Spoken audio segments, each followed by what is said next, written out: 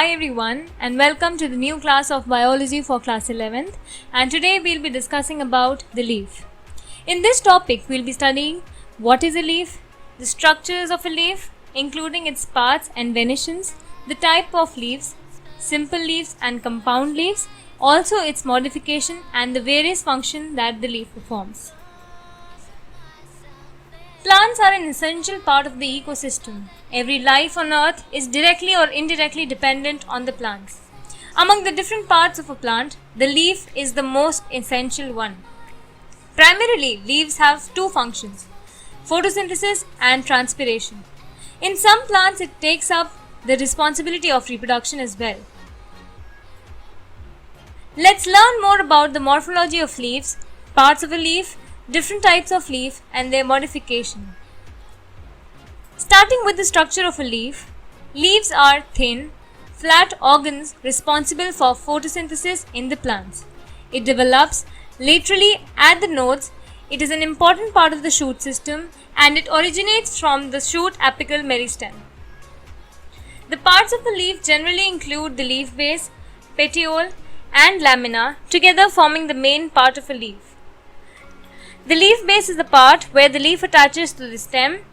Leaf base has two small leaf-like structures called stipules. In plants like paddy, wheat and other monocotyledons, this leaf base is wide and masks the stem. The petiole is the long, thin stalk that lines the leaf blade to the stem. Lamina, also known as the leaf blade, it is a green flat surface of the leaf. It consists of a small branch, vein and veinlets. The vein that runs along the middle of the lamina is called midrib. Midrib divides the surface of a lamina into two. These veins and veinlets give rigidity to the leaf blade and helps in the transpiration of water and other substances. Now, we'll be studying about venation. Venation is defined as the arrangement of veins and the veinlets in the leaves. Different plants show different types of venations. Generally, there are two types of venation: reticulate venation, in which the veins are randomly arranged and form a complex network of veinlets. Examples: dicot plants like a rose. In parallel venation, the veinlets run parallel to each other. For example, in monocots like paddy. Now we'll be studying about the types of leaves. There are two broad categories of leaves, simple and compound, which are further classified into different groups based on the shape, size, their arrangements on the stem, leaves of flowering and non-flowering plants, and various other physical attributes. Simple leaf. When a single lamina is connected to the main stem by a petiole, the leaf is said to be simple.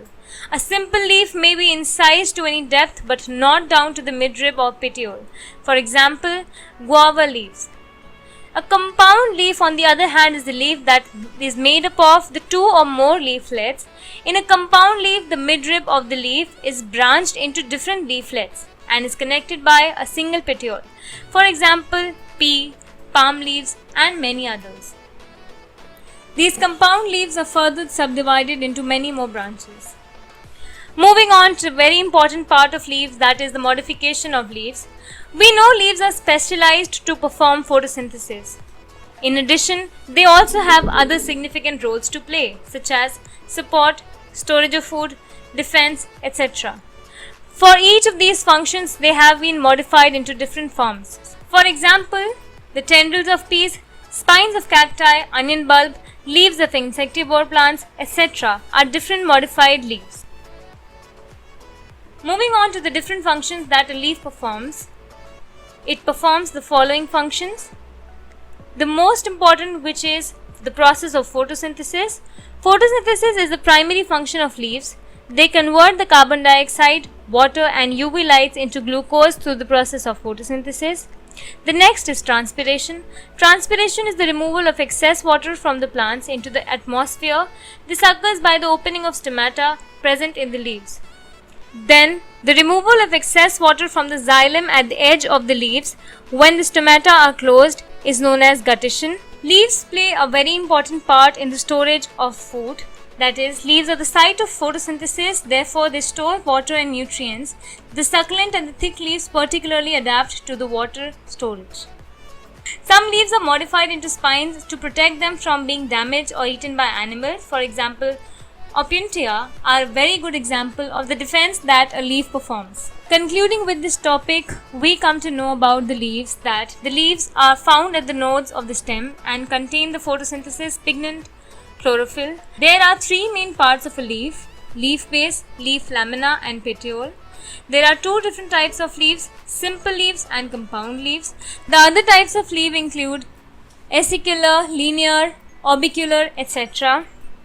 They perform the function of photosynthesis and help in the removal of excess water from the aerial parts of the plant.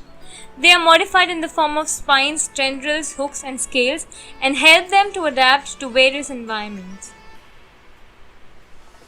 Thank you and have a nice day.